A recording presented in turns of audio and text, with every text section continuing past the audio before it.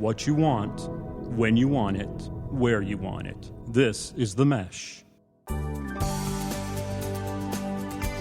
For organizations looking to enhance their customer relationships, this is Stepping Up Service. Hello, everyone, and welcome to Stepping Up Service here on themesh.tv. My name is Alan Jackson with the Jackson Group, a consulting and survey services firm serving a variety of industries, including the healthcare industry. And with me is my co-host, Ed Gagnon with Customer Service Solutions, specializing in helping organizations improve and sustain their customer service culture. Ed, how are you doing today?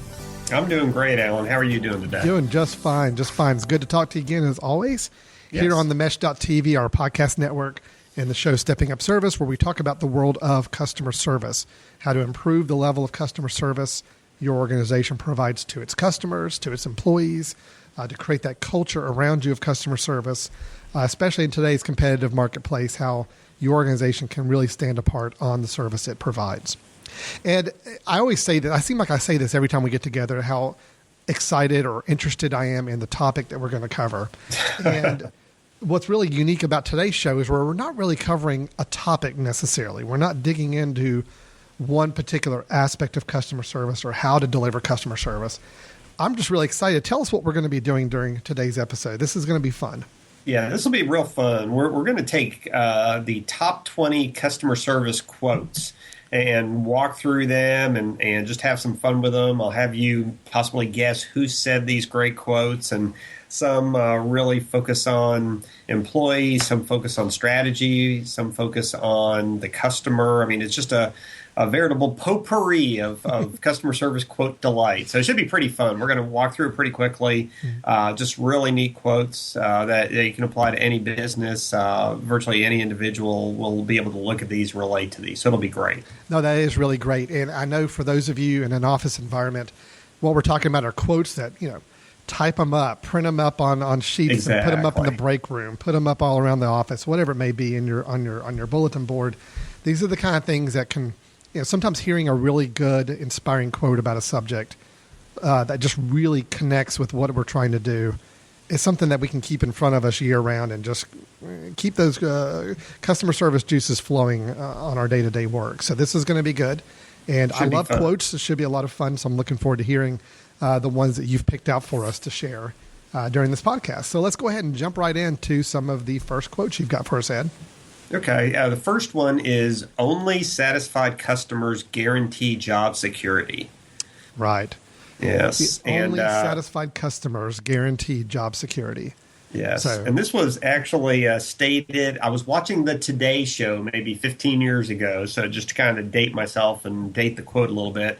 But this is a quote from a former chief executive, well known in business, and he's written books on business. I don't want to give it away, but a large U.S. conglomerate, any kind of a feel for who that CEO may have been who made this statement. Well, it had to have been Donald Trump. I mean, is that right? Oh, I'm sorry. I don't have a Donald Trump quote, nor do I have a Hillary Clinton quote, so I apologize for that. We'll keep all the politics out of the quotes here today, if that's okay. Yeah, so, this was actually Jack Welch, former CEO of GE, and he was actually asked this during a downtime in the economy sometime in the mid-1990s. And basically, the commentator, the journalist, was asking him, how can employees feel in this day and age where the history of America used to be work for the same company for 40 years and retire, and now with all the job cuts, all the uncertainty in the economy, how can employees feel good that they have a job and they'll have a job long term? And Jack Welch said, only satisfied customers guarantee job security. Wow, that's very simple, but very, very factual, and something to good for us to keep in mind. So if we want some job security, instead of looking to the company, look to the customer. How can I satisfy, keep, retain, grow my relationship with this customer? Perfect. That's great. All right, second one. Second one is, confidence is contagious, and so is lack of confidence, and a customer will recognize both. So this really gets at the idea of how you present information to a customer really goes beyond the facts. It really goes beyond the literal information you're sharing. It's how you're conveying that. And why do you think there's this importance of conveying confidence to customers, Alan? Well, I even equate it to kind of the stories when we give our customer service stories of the month, and you look at so many of them. When we don't see confidence from somebody that we're talking to, we don't have confidence that our service, our product, whatever it is we're getting is going to be fulfilled, delivered, meeting our standards, whatever it may be. We have to see that level of confidence in the person providing the service to us to feel like what we're going to be getting is what we're supposed to be getting. So. Yeah, and oftentimes if we don't sense that confidence, then we start answer shopping. You know, we'll hang up the phone, we'll call another employee and hang up the phone and call their manager, and just it makes it inefficient for the company, makes it frustrating and inefficient for the customer. So there's a lot of benefits to not only conveying information, but doing it in a confident manner. And this quote was actually given by a former Super Bowl winning Green Bay Packer head coach. I won't give you much more than that, but who could this have been? Oh my gosh, you're asking my NFL history knowledge right now, and I'm going to be sheepishly embarrassed. The Super Bowl trophy is named after him. Oh, it was Vince Lombardi, right? Excellent. Okay, excellent. Good. All right, well, good. Thank you for the last hint. That helped out a little bit. So, right. Good. That was really Vince Lombardi. Confidence is contagious, and so is lack of confidence, and a customer will recognize both. Yes. Wow, that's interesting. I did not know. Yeah, I'm going to throw you some curveballs in here, Alan. So. That's good. I like that one. You're 2 for 2 on the good quote so far, so I like that one as well. Vince Lombardi, interesting. Yes. Okay. Good. Well, number 3, always think of your customers as suppliers first. Work closely with them so you can supply them, so they can supply you with the information you need to supply them with the right products and services. And the key to that quote is the first sentence. Always think of your customers as suppliers first. I need to process this one a little bit. So always think of your customers as suppliers first. So you work closely with them so they can supply you with the information you need to supply them with the right products and services. So in other words, look at them as people providing us information. Yes. Is the way to view customers. If we look at them as people providing us information, then we'll be able to get the information we need from them to then deliver the service they're needing or expecting. Exactly. Yeah. Too many companies really think from a product orientation. I have this product, I have this service, I'm going to push it to the customer. Or we know that we're losing customers, we don't know why, so we're going to implement these new benefits, these perks. Especially a lot of my sports clients are all about perks and benefits. The reality is, if you want to do something that really gets at the root cause of customer loss or really make sure that it addresses a customer need, ask the customer. Ask the customer, customers that have left, why they left. Ask the customers that you currently have what's most important to them about the experience. Ask customers what they need and what they're going to use this product or service for, and what is their ultimate goal and purpose, and then address that need. So too often organizations are in a push mindset, but this quote really gets at the pull idea of developing relationships with customers, pull information from them like they're a supplier. I was going to say the same thing about that push-pull relationship. It really is not just saying we've got a great service and we're just going to push it out to everybody and that's what they're going to get. It's pulling information from the client to understand what it is they're looking for and making sure our services are going to meet their needs. That's great. Exactly. Okay, and the author, like that. The author of this is Susan Marthaler. There's a few authors that their names will not resonate, so I won't make you guess. I don't know if I could guess this person, but it is, I'm sure, one of these business gurus out here, customer service-oriented gurus of the past who came up with that one. Okay, great. Good. All right. The fourth, another curveball. When you're honest about how you change and grow and where your weaknesses are, then you open the door for improvement and change. When you're honest about how you can change and grow and where your weaknesses are, then you open the door for improvement and change. Yes. All right. Is somebody I would know or be familiar with said this? Yes. And I'm having a hard time figuring out how to set up this person. But let's just say, I don't know how to do it because I'm not that much into movies. But you're a film person. He is an actor. Okay. Oh, goodness. He's been in roles for 20 plus years easily. He was, when he was younger, he was one of those heartthrobs, kind of the, modern version of the cool motorcycle riding, fast car driving stars of like the 60s and that sort of thing. But and I think his brother's name, this might help, might be Kevin. He's got a brother named Kevin who's an actor. I'm looking over at our studio engineer. Maybe he had a brother who was in Entourage. I'm just guessing on that. Matt Dillon? Excellent. Yeah. Hey, okay. That was fantastic. All right, good. All right, the Entourage tip helped me out there, so I appreciate that. Matt Dillon, really. So Matt Dillon has one of the top 20 customer service quotes. Is that what you're telling me? Yes, he does. But wow. let's look at why. Why? The reason why I really like this quote is it causes us as individuals, causes us as businesses to admit that we're not perfect, to admit that we have room for improvement. Yes, even you, Alan. Well, so you lean toward the microphone.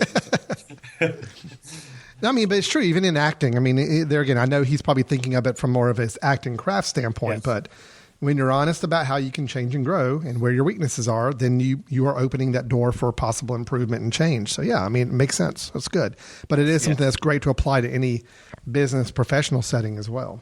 Yeah, one quote that's not in here, but that really relates to this from a business standpoint is customer complaints are one of the greatest gifts to a company. And it's the same idea here. If we're willing to ask for feedback, we're willing to be open to the complaints even, that gives you the opportunity to improve. But you've got to be willing to solicit that kind of feedback that might convey your weaknesses. That's great. Matt Dillon, welcome to the Stepping Up Service podcast. We're glad to have you here. So that's great.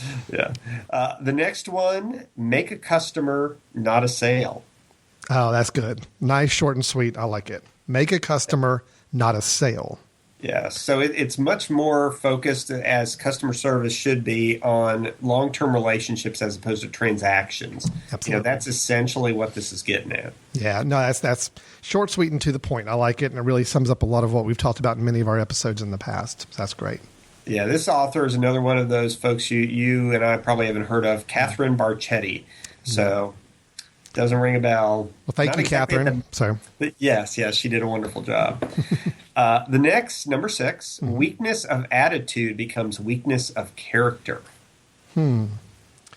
Weakness of attitude becomes weakness of character. Yes. So we go into a situation with a poor attitude that starts to define our character to some degree. Yes. Becomes weakness of character. Okay, good. I'm with that. Yeah. So what this does is, and maybe it's the customer's perception of our character based on our attitude, but oftentimes in customer service, perception is reality. So we need to make sure when we're going into those interactions with our coworkers, with our clients, with our customers, we go in with the right attitude, because that reflects, fair or not, on their perception of our character. Yeah, okay, good. Anybody we know who said that one? Yes, and this name may be familiar. He is one of the most brilliant minds in history. He is a scientist. Stephen Hawking? No, you're in the right general direction. I think he was actually born in Germany or somewhere in Europe, but lived... Albert Einstein? Exactly. Okay, great. Einstein. Yes, wow, yes. Very nice. Weakness of attitude becomes weakness of character. Nice. Yes. These are great. I'm making notes on all these, because some of these are going to be up on my bulletin board later in the day. I'm sure of it. So excellent. Good. Number 7 says you can have everything in life you want if you will just help enough other people get what they want. Wow, I like that one too. You can have everything in life you want if you will just help enough other people get what they want. Yeah. Reciprocity idea. You serve others, that will benefit you in the long run. So yes. And this is from one of those great motivational speakers, Donald Trump. Last 30. Sorry, that's going to be my stock answer for the rest of the podcast. No, it is not Donald Trump or Hillary Clinton, just for, to balance out the political yes, right. listeners. Please, both sides. I understand. Yes, so, exactly. Motivational speaker, great, well noted for his sales. Seminars as well. No relation to ZZ Top other than the initials. Oh, Zig Ziglar. Okay, excellent. Yeah, right. Good. Good job. No, that sounds like something Mr. Ziglar would say. So that's good. I like that. All right, number 8's a lengthy one, okay. But here we go. Every customer-intimate company has developed techniques for sharing among account teams the general insights on best practices gained in working with that particular client. The institutionalization of knowledge is a key to their competitive edge. So I'll go back through the first part. Every customer-intimate company has developed techniques for sharing among account teams the general insights and best practices gained in working with a particular client. Doesn't exactly roll off the tongue as like a pithy little simple quote, but there's a lot of good information in this. So yeah, it's our longest quote, and I don't even know if I'd call it a quote more than a small paragraph or a beginning of an epistle. But the idea is that if you want to be a company that truly is embedded in your clients' organizations, has a deep relationship with your customers, then your staff have to share information about that customer. Knowledge that is held by individuals may give them some power, but it doesn't help the organization. It doesn't ultimately help the customer. So this is essentially saying we have to share client information within our organization in order to best grow our relationship with that customer. Well, and really, even the last sentence of that quote, I think, does a good job of summing it up. This institutionalization of knowledge is a key to competitive edge. Yes. So organizations that can take customer knowledge, put it together, organize it, use it, share it across the organization, have a better competitive edge than others will. So that's exactly right. Great. And the author of this, we're actually two gentlemen. They are the authors of the book, The Discipline of Market Leaders, that came out 15, 20 years ago. And customer intimacy was one of the 3 major disciplines in that book. Great. I like that. That's good, too. All right. Now we're getting a little bit shorter here, Alan. Okay. A little bit easier to remember. Something that can actually fit on a small card in your office as opposed to requiring a large poster board like the last one. Yes, correct. Number 9, I am the world's worst salesman. Therefore, I must make it easy for people to buy. I am the world's worst salesman. Therefore, I must make it easy for people to buy. Yes. Is this somebody we would know?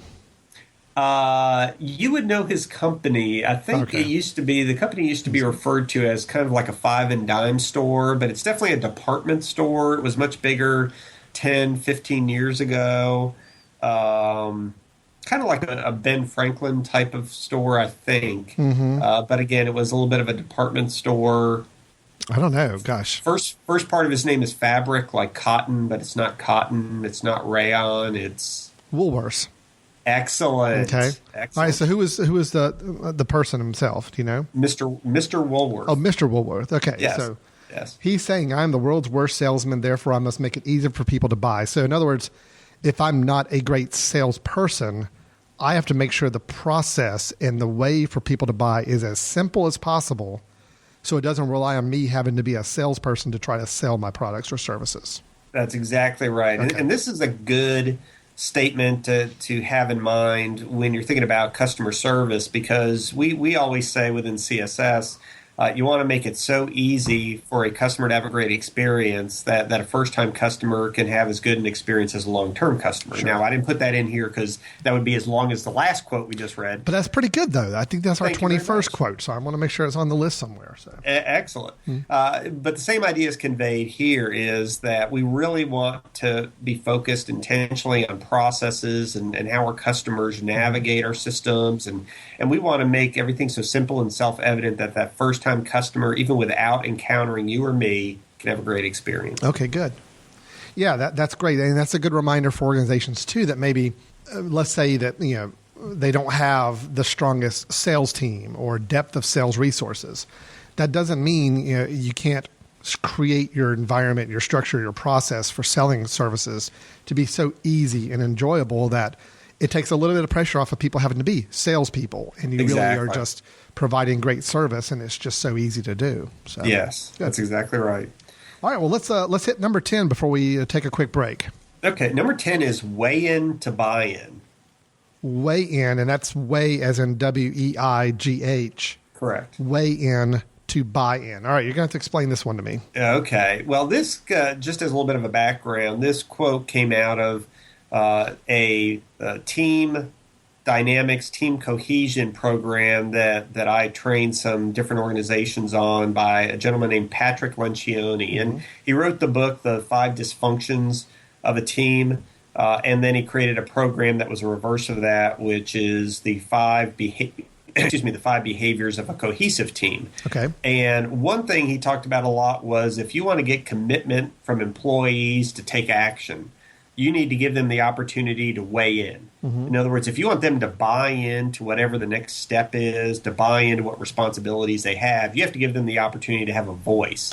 And maybe you don't take their advice or their feedback as the ultimate solution, but people are going to buy in more if they actually got to share their ideas, share their suggestions, share their potential criticism. So the idea here is if you want to get your employees to back an initiative, to back emotionally in their heart what you're asking them to do, you have to give them the opportunity to weigh in.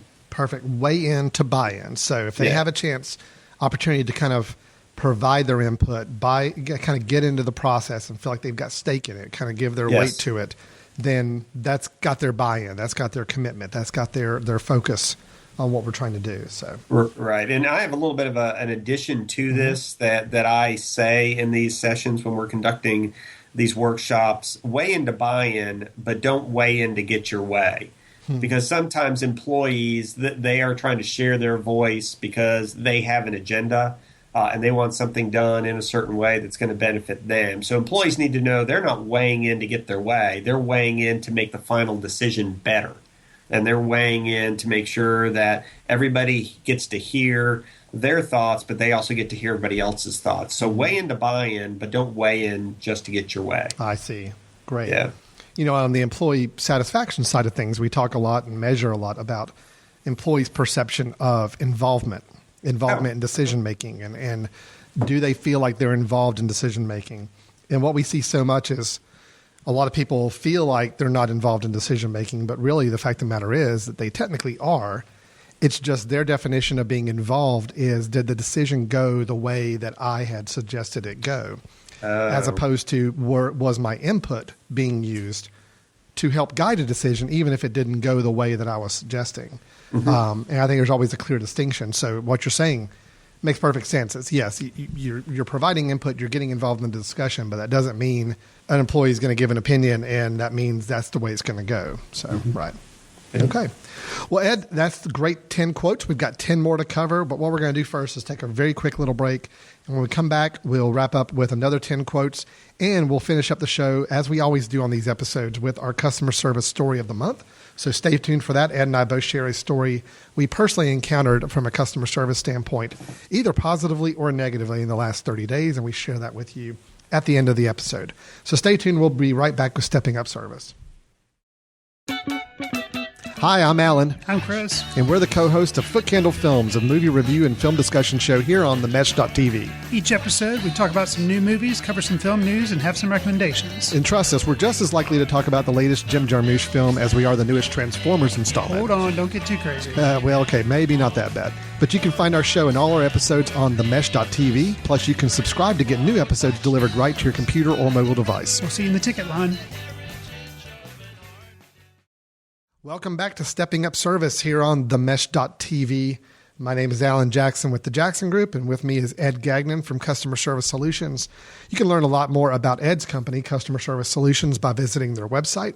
That is www.cssamerica. So just think Customer Service Solutions America.com. And I love Ed's website and his company's website just because they've got newsletter you can sign up for. There's a lot of quick kind of tips of the week, all dealing with ideas for customer service and blog posts and ways to contact them and start up a conversation. So definitely encourage you, if you like the kind of content we've been talking about on the show, Ed's website at CSS America is definitely the place to go check out. And then if you want to learn a little bit more about what I do and the company, the Jackson Group, where we handle employee customer satisfaction surveys for a variety of companies, you can check us out at thejacksongroup.com. So spell it all out, THE, jacksongroup.com, and find out a little bit more about what we do day to day. Ed, we were covering our top 20 customer service quotes in the first half of the show. We went through the first 10, and I know we've got 10 more to go through, and then we'll wrap up the show with our customer service story of the month. So let's jump right back in. How about number 11 on your list of customer service quotes? Yeah, number 11 is the customer decides the company's fate. Yep. So, yep, that's pretty much right. So, it actually kind of echoes the first one. Exactly. First quote is the only satisfied customers guarantee job security. At the end of the day, yeah, it's the customer. I mean, if the customer's not happy, the customer's not getting what they want, that pretty much spells the recipe for the rest of your company. So, yeah, and that was intentional to start the second half with the same type of theme as the first half. And the idea is obviously, especially in business nowadays, so many executives think that they have to have all the knowledge or think that they do have all the knowledge, but oftentimes they should be making strategic decisions based on what that customer wants or needs, or what the customer of the future wants or needs. The author of this quote is somebody who I'll just give you some personal information on them, see if this helps. Okay. They are they live in Charlotte, huge Green Bay Packer fan. They co-host a podcast with Alan Jackson. I've already used up the Donald Trump answer, and I've been told that he is not applicable to any of these quotes. So I guess, would it be you, Mr. Gagnon? Is that yours? That's outstanding. Wow. Okay, wonderful. And you weaved in the Green Bay Packers twice into our podcast, so I'm very impressed by that as well. Really, this is your quote? The customer decides the company's fate. I love it. Yes. It's perfect. Yeah. Good. Number 12, kind words can be short and easy to speak, but their echoes are truly endless. Kind words can be short and easy to speak, but their echoes are truly endless. So I guess what we're saying here is that kind words in any kind of service situation are quick and easy for us to do, but they have a much greater long-term impact on relationships and what our customers remember from us. Yes, and just think about when we talk about being truly endless, their echoes, that could be the word of mouth, where some customer is talking about the experience, talking about the employee to friends, to family, to coworkers, and it's that positive word of mouth. Oftentimes we do appreciate what that coworker does for us, what that customer does, but by saying those kind words, showing that appreciation in what we say, being very sincere about it, conveying that we cared and we're appreciative, that means a lot to other folks. So don't just hide those or hold those statements of appreciation and satisfaction and gratitude inside. Let that attitude of gratitude, let those kind words come out and be spoken to others. That's great. Yeah, I like that one as well. So anybody famous that said that one? Or yes, somebody famous. This was actually a religious figure who passed away maybe 10 years ago, did a lot of work with those less fortunate. Was it Billy Graham? No. I think he might still be alive. Billy Graham's not passed away. I'm sorry. But it's a female. She did a lot of work in India in particular. Mother Teresa? Correct. Okay. All right. Good. Yes. Yeah. I apologize. Obviously, I don't keep up very good with historical figures, whether they're still alive or not. So I apologize for that. So, well, at least you didn't say Donald Trump. I had to bite my tongue back on that one, but yeah, right. All right, so good. I like that. Kind words can be short and easy to speak, but their echoes are truly endless. I like that a lot. Good. 13, worry about being better. Bigger will take care of itself. Think one customer at a time and take care of each one the best way you can. Yeah, worry about being better. I like that part of it. So bigger will take care of itself. Yeah, oftentimes we want to jump to the ultimate goal. We want to jump to the ultimate solution. But the question is, how do you get to that ultimate goal of business growth? How do you get to that ultimate goal of success? Well, you can't just jump to being bigger. You have to get better and better and better in your processes, in your attitudes, and how you hire and how you train and how you serve and all those sorts of things. If you get better about that, you will be attracting more employees to want to work with you. You'll be retaining more of your customers. So think about what you have to do to get there, as opposed to just figuring out what that ultimate goal is. and focusing on the goal. Focus on what you need to do every day to get a little bit better to move you continually toward that goal. And thinking that one customer at a time. It's tough to do in a lot of situations when you have a lot of clients to work with. But yes, if you can kind of break it down into one at a time, you're right. It does make a big difference. Yes, this was from another one of those folks that we might not be familiar with, a gentleman named Gary Comer said this particular quote. Great, I like it. Next one, 14. Yeah, 14.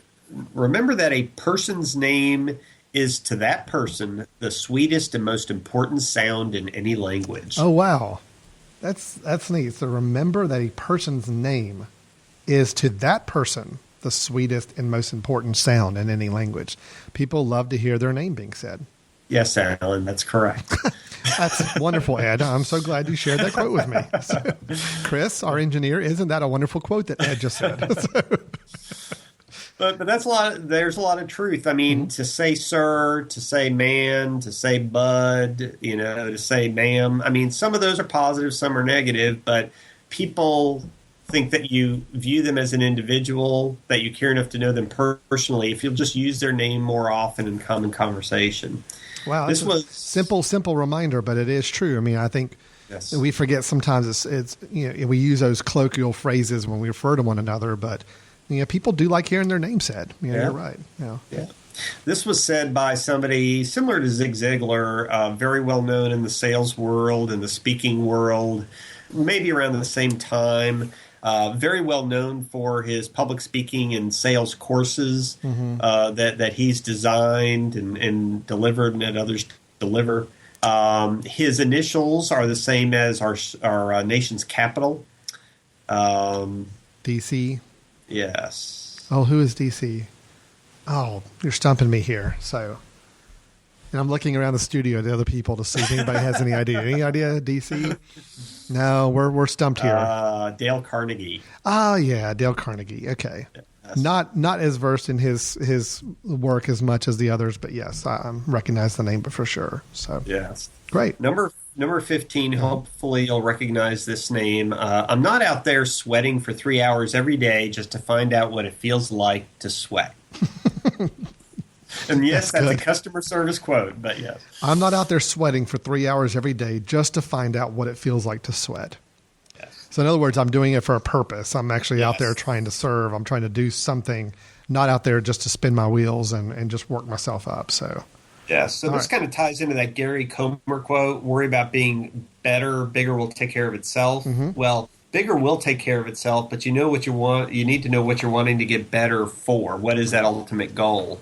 So who would say something, and this is in the sports world, like, I'm not out there sweating for 3 hours every day just to find out what it feels like to sweat? I've got to guess it's probably somebody related to football, just because it sounds like the 3 hours would be kind of the timetable for a game. Am I right on that? Is it you would think so. That's what's odd about this quote. You would think it's football, but it's not. That's what makes it a little bit odd. By the way, what is that mug that you're drinking out of today? Oh, this is a North Carolina Tar Heels mug. Is that a little bit of a hint? Interesting. Could be. Would it be a certain coach out there or a player? Coaches could sweat for 3 hours, but it's probably more likely a player. Would it be one of our most famous alumni in basketball history? Yes, it is. Okay, so I'm assuming we're talking about Mr. Michael Jordan then. You are assuming correct, Alan. That sounds like something Mr. Jordan would say, so I like that. Yes, and I like the respectful Mr. Jordan there. That's very very nice of you to well, how else would you refer to him? So, good point. He's taller than me. I probably refer to him that way too.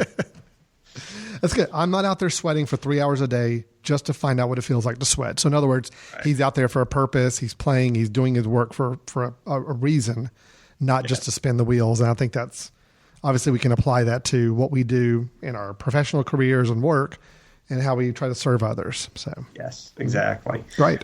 Number 16, too many managers have a ready, fire, aim philosophy. If we take care in the beginning, the end will take care of itself. Too many managers have a, quote, ready, fire, aim philosophy. In other words, firing before aiming and not always hitting the target. But this quote is saying if we take care in the beginning, during when we are supposed to be aiming, the end will take care of itself. Right. And this is very difficult, especially in the American society where we want to just get in and start implementing, start redoing, and we're not patient enough on the front end to really think through the whole process, think through the ultimate goal, really make sure we're not only beginning with the end in mind, but we're actually planning effectively in the beginning so that we have less to clean up on the back end. So this is great for customer service because so much when people think of customer service as responding to complaints, but those organizations that are best from a customer service perspective really are thoughtful on how do we avoid the complaints, avoid the issues, avoid those reasons for a customer to be dissatisfied up front and build in higher quality on the front end so they have fewer complaints and issues on the back end. Mm-hmm. That's good. I like that. Yes. Yeah, that was Norman Vincent Peale, if you have heard of Norman Vincent Peale. I have not. I do not know Mr. Peale very well. So, good quote, though. Good quote. Good. Number 17 is the only things that evolve by themselves in an organization are disorder, friction, and malperformance. The only things that evolve by themselves in an organization. Disorder, friction, and malperformance. In other words, those are the things that happen if we don't manage and plan and strategize like we should in advance. Those will be the end results of things, right? Exactly. So this ties into the last one, and that word evolve is very important because it's the opposite of what you just described with strategy and planning and that sort of thing. So in other words, if we have an organization that is purely focused on, hey, we set it up right 20 years ago and we've been working all right, why do we need to do a plan? Why do we need to rethink how we do business? We've been doing it this way for the last 20 years. Why should we ever take a step back and figure out if there's a way to do it better? Well, the reason is that if you just allow an organization to evolve over 20 years, you're incrementally changing processes and systems and people. And at the same time, your customers are incrementally changing and their needs are changing and your competitors are changing. So there need to be periods of time, if you want to be a great organization from a customer service perspective, to not just allow evolution to be your strategy for continuous improvement. You have to be more strategic about it. Mm-hmm. Now, there's a lot of old-timey terms in this particular quote, and it's from a business guru, for lack of a better term, from 30, 40 years ago, Peter Drucker. Oh, sure, yeah. Peter Drucker. Right. Yeah, the word malperformance, don't think we really hear too much these days, but Peter Drucker, yes, I'm familiar with him. Yes. Number 18 is anyone who has never made a mistake has never tried anything new. Yeah, that's a really, really nice quote. So, yes. I mean, it's the old adage that we have to be trying new things. And yes, we're going to fail many of those times, and that's okay, but at least we tried it. Yes. So if you want to avoid making mistakes is to never try anything new. So right, and this gets at innovation. In customer service, so many times we can just be focused on reacting, responding, and we do things the way that we've always done it. But this gets at innovation. Try something new. Try something new to wow the customer. Try something new to be more responsive to those needs. Try something new in terms of how you hire and motivate employees. Mm-hmm. Now, this particular person is our only repeat on the entire list. Is it Jack Welch? Nope. It's somebody who surprised you before the break. Did Matt Dillon have another customer service quote? My goodness. Why is this guy not on the speaking circuit? Surprised me before the break. Hold on. I'm looking back through my list to see. Einstein. Exactly. No, it was Einstein, really? Yes. Wow. Einstein had a lot more quotes on customer service than I ever expected. So yes, he was the customer service guru of the mid 20th century. I guess so. Yeah, it's just his E = MC squared slightly overshadowed his customer service. He got a little more acclaim for that, but just a tiny bit. All of his customer service books and public speaking engagements just didn't get quite the attention. So no, they didn't. So that is really good. I mean, obviously, it applies in his field from a standpoint of innovation and creativity, but it's nice how we can apply it to a very professional business sense as well. Exactly. Right. Number 19, it's our job every day to make every important aspect of the customer experience a little bit better. That's a great way of framing your day-to-day work, is that if you can look at it as just trying to make that experience for your customer just a little bit better. If that was your goal every day, obviously the end result in the future is some extraordinary work for your business. So. Right. Yeah. A lot of different organizations are focused on continuous improvement or Kaizen or making small improvements every day. I know I was doing some work with a school system about a month ago, and one school, as with a lot of elementary schools, is focused on anti-bullying. But this year they've kind of transformed that and reframed it in a positive light. They're focused on acts of kindness, and they're actually documenting 90,000. The goal is to document 90,000 acts of kindness that happened during the school year. Wow. And in doing so, they're literally having teachers and administrative staff and students themselves documenting little positive acts of kindness. And it's not just the documentation piece, which does reinforce it, but it's the fact that if everybody's doing it and everybody has the goal and they're all trying to do these little things to just treat each other with kindness, then the overall atmosphere, the overall experience for faculty and staff and students will become better and better and better. So it's just this idea of those ongoing, continuous, small incremental improvements really impacting the customer or the culture. Now, this was said by an internet retail CEO who is exceptionally well known, and his company is exceptionally well known for customer service. Jeff Bezos. Exactly. Yeah, with Amazon.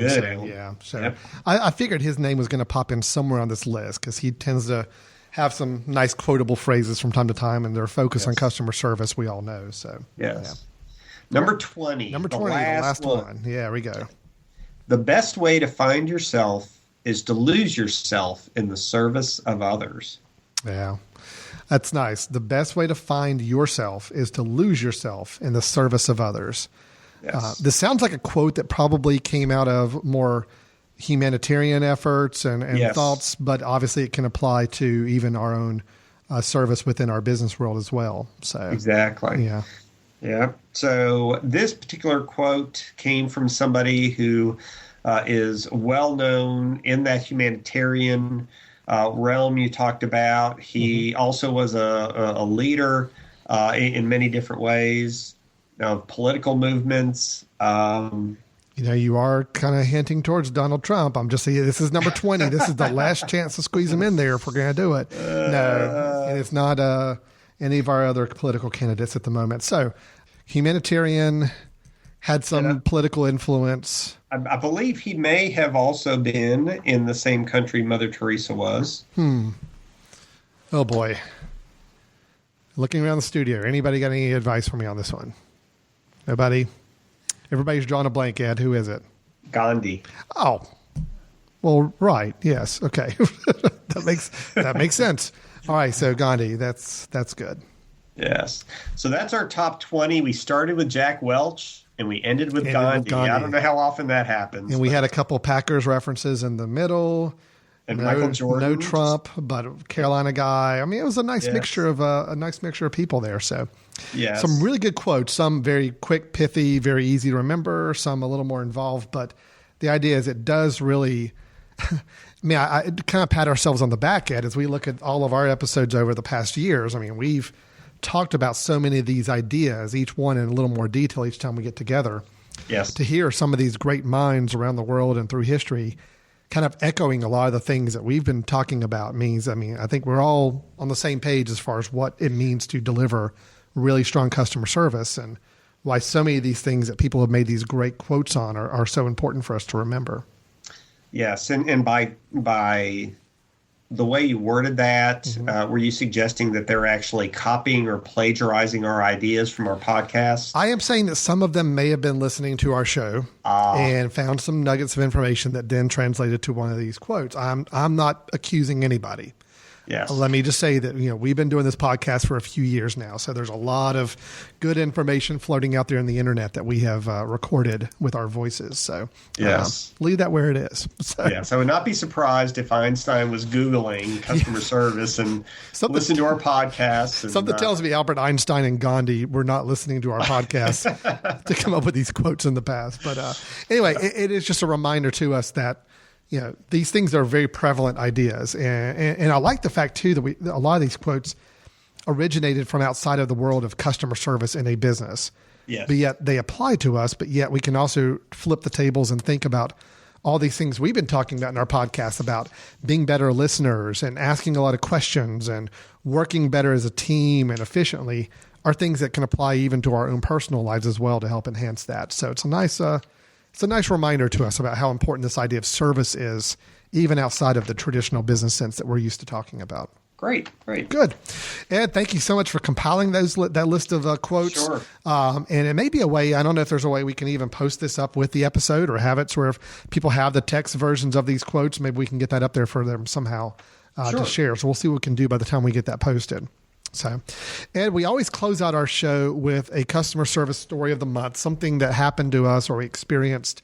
It could be positive, could be negative, but it's a good reminder or a kind of a lesson we can pull from it that reinforces a little bit of what we talk about in this podcast.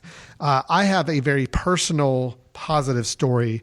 Didn't know if you wanted to start off with one in case yours was negative. At least we could try to end on a positive note. Yeah, well, that's interesting. And mine's pretty quick, and I usually go positive, but this was a little bit negative, so I'll be happy to go first. Sure, that'd be great. Both of these, they're two mini stories, and they both have basically the same lesson learned. My daughter's in high school, was working on a project for a business class that she's in, and as part of the project, she had to call a bank branch and ask a few questions. So she called the bank branch, asked if she could ask the employee a few questions. The employee said, sure. My daughter asked the first question. The employee said, I don't know, but go to the website. Asked the second question, I don't know, but I'm sure it's on the website. Asked the third question, I don't know, but go to the website. As a second story, we've done some mystery shopping for a local municipality, not local to Charlotte, but a city county type municipality recently. And whereas a lot of the telephone mystery shops were positive, one issue they had is every time there was a question asked that required a form to be filled out, the employee said, well, it's on the website, gave the generic URL. Well, the main problem with all of these go to the website pieces of advice is the typical business website, a bank, a city, county, government, has hundreds or thousands of pages on them. And to just say, go to the website is basically inviting the customer into a world of frustration, a world of difficulty. So the lesson learned here is that if you want somebody to go to the website and you want to actually be helpful to them, either walk them through how to access that particular page or give them a more specific URL so that you're not just inviting the customer into a world of frustration to get their question answered. Well, that's so important. So good point. I've had a couple of those examples even the past week myself. And, the thing is, I know somebody could hear this and say, well, but don't we want our customers to be able to have the flexibility of going to a website and getting all the information? And yes, it's important to have a website with all the information. Hopefully it's a website that's easy to navigate and find the information for those people who do want to go and research on their own. But my thing is, and I guess with your daughter and other examples, if they're calling and talking to somebody on the phone, they've already made the decision to initiate this kind of dialogue through this kind of format, to then tell them they have to be directed somewhere else to go find the information themselves is what's the frustrating part. So why not just help look up the information with them while you're on the phone with them? Or exactly, that's what always upsets me is why people don't take that extra step to do that, because all you're doing is basically putting the emphasis back on the customer to have to go do the research and the work, which is not really fair. Yeah, great points. Yeah, good. Well, that story is, like I said, a little personal, and I'm not going to use any names because it actually does talk about somebody and some people here in my own office. But, we work with patient satisfaction surveys for a variety of hospitals, home health agencies, hospice organizations, a variety of places. And, we have a large number of clients, and there's always going to be some percentage of clients that may be a little more challenging to work with than others. And that's something that goes with any business, of course. In one situation, just here in the last week, we had a client that's a little more demanding, a little more challenging of some things and needs and requirements of us. And it was things that were beyond the scope of what our typical engagement with a client might include. And it's asking for things and requesting things and almost sometimes demanding things that really are just not what we provide and typically will do with our clients. And we ran into a little situation where a little bit of the mentality unfortunately, through some of our team members was, well, this is not really what we do. This is not what the client has been contracted to do with us. So we have to just kind of say, I'm sorry, there's nothing we can do about it. But we had one employee with us who has been with us for a little while, back and forth, rejoined us recently, that decided on her own volition that she was going to take some extra steps herself, after hours, doing some research, working on it, to try to solve this issue for this client, even though it's beyond the bounds of what we were being asked to do. And when I saw this person take this initiative on their own without being told to do it, she was getting a little bit of resistance from others about, well, we really just don't have the time or resources to do this. She decided, no, I really want to make sure this client's getting what he needs, and I think we can do this. So I'm going to figure out how to do it. She did it, and the client called back within a day after getting that information and was just singing this employee's praises for going over and above to get exactly what it is he was needing and how much it helped him and his work, what he was doing there. Wow. So it's one of those situations, a good reminder to us. And when we got that kind of positive feedback, I think everybody saw that feedback and realized, yeah, okay, there are times that we can go over and above what it is that maybe we're expected to do or thinking we have to do. But if we can do it and we can make that client experience happier, I guarantee you that client of ours is a lot more likely now to use us for other services or continue their service with us than they ever would have been before, even if we were technically not doing anything wrong before. So anyway, just a personal reminder. I say thank you to people on my team that kind of worked together to make this thing happen. And it was a good outcome and a good reassurance to all of us why it's important to always do that little bit every day to see what we can do to improve the customer experience. So, yeah, that's a fantastic example, and it kind of relates to just one personal theory I have on operating a business is that you don't want to nickel and dime the customer. You don't want to, every little thing they ask, charge them $1, charge them a nickel, that sort of thing. You don't want to have a relationship like that where it's all about those little nickels and dimes. And what this person did, your employee, is they basically took that view and put a positive spin on it. How can I make those little things that are important to the customer, and maybe they're not easy for us? How can I make them important to me? And then all of a sudden that customer sees, even though that might have been 5% of the total resources you spent on that customer for the whole year, that 5% created that wow experience and might have created that extra loyalty in the mind and the heart of that customer. So that's great. Absolutely. Yeah, it was worth the effort. I mean, when we look at it from a true dollars, cents, and hours time, there were a few hours of work put in that we really didn't have, on the books compensation for. Sure. But I can run the forecast and say, well, if that client continues their work with us in the coming years, or even expands their work with us, or refers us to somebody else, those few hours were extremely well worth the time invested to build that up. So you can't look at it as a money in, money out situation with every client. You got to look at it long-term relationships. And I think, we do a good job of that at our firm. I know you do as well at yours. But there's always those times where we need reminders and we need to kind of get refocused. And I'm glad we had that experience this week. So yeah, that's wonderful. That's wonderful. Great story. Yeah. Well, Ed, this has been a fun episode. I always love quotes, and I've got several here on my list that I'm really excited about sharing and using and posting and having up around for people to see. It's just great reminders, top to bottom, for all of us. And it's regardless of if we're in a business setting or not. These are just good quotes about service in general and some great things to remember. So thanks for compiling them. Thanks for walking us through them. Ed Gagnon is with Customer Service Solutions. Again, you can learn more about his firm and the great work they do for a variety of organizations at www.cssamerica.com. My name's Alan Jackson with the Jackson Group. Learn more about us at www.thejacksongroup.com. And then, of course, the Mesh Network that you're listening to this podcast on. It is a network of podcasts. These are free audio programs that you can subscribe to. You can find out more about these shows on themesh.tv, our website, or go to Apple iTunes and search for any of the shows, Stepping Up Service, search for The Mesh, whatever it may be. You can find all of our network of shows available online. You can give us a star rating. You can give us some feedback. And you can also subscribe to the show, which we encourage you to do if you like this kind of content.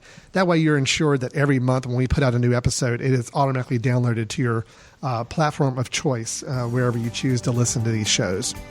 We always appreciate the feedback, so please let us know if there are some future topics or ideas that we can discuss. We would be certainly happy to do so. Ed, it's good talking to you as always. Yeah, you too, Al, and hope you enjoy your weekend. All right, same to you, same to everybody else as well. We'll talk to you next month. Thanks.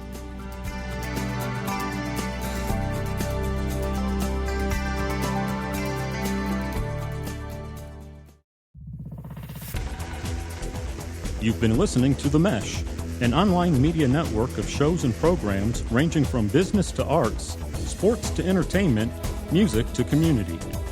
All programs are available on the website as well as through iTunes and YouTube. Check us out online at themesh.tv. Discover other network shows and give us feedback on what you just heard.